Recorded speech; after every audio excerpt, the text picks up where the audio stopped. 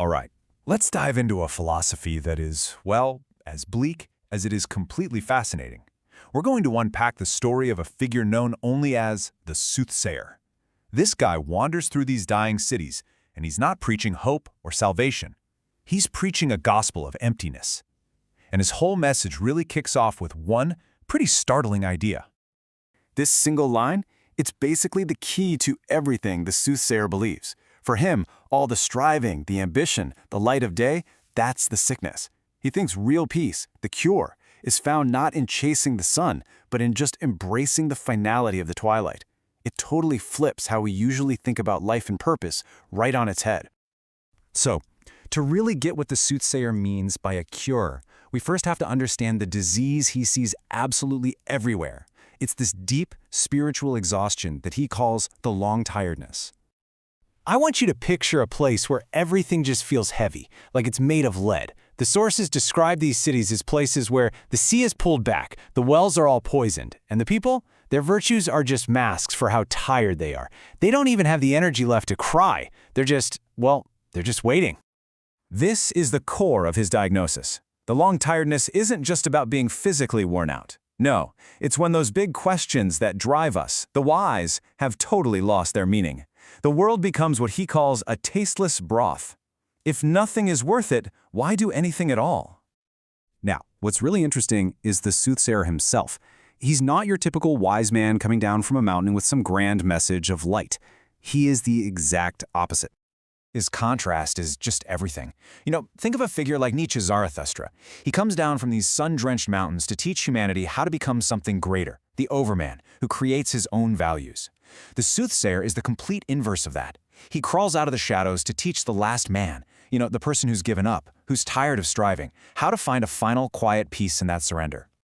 And his motivation? It's not to save anybody. He says he's overfull of emptiness. It's this heavy, stagnant truth that he has to get rid of by sharing it with others.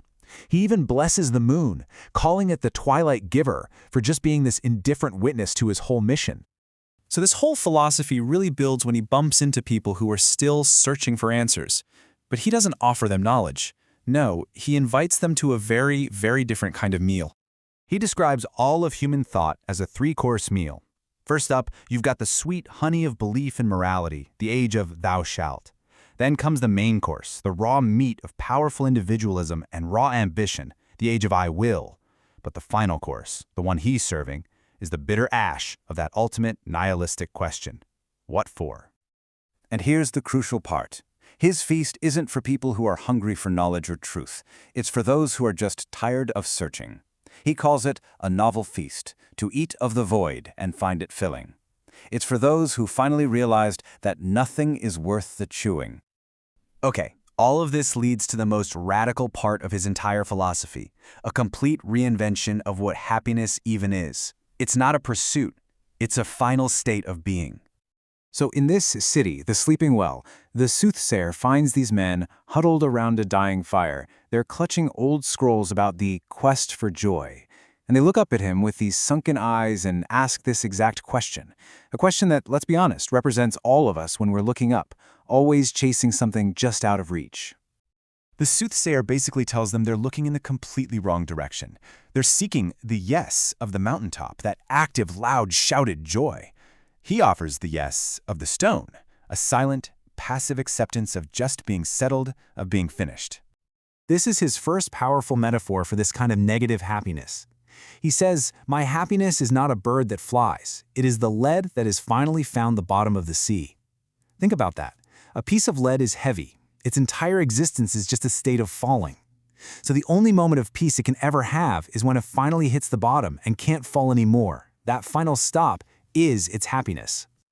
And here's the second metaphor. A working clock is always under pressure, right? It has to be correct, it has to measure progress, it has to mark the future. But a broken clock, it's free. It's been released from the lie of having a purpose, from the tyranny of always moving forward. Its joy is in being perfectly, profoundly still. And this final metaphor, it might be the most profound. The desert's bliss comes from the complete and total extinction of hope and desire.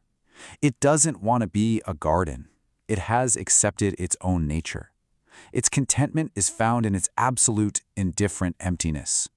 So this all brings us to the final wisdom of this prophet of the Twilight, and it can really be boiled down to a series of stark, paradoxical truths. Each one of these is about giving something up to find a strange kind of fulfillment. By getting rid of desire, you get rid of disappointment. By stopping the chase for the light, you can't be blinded by it anymore.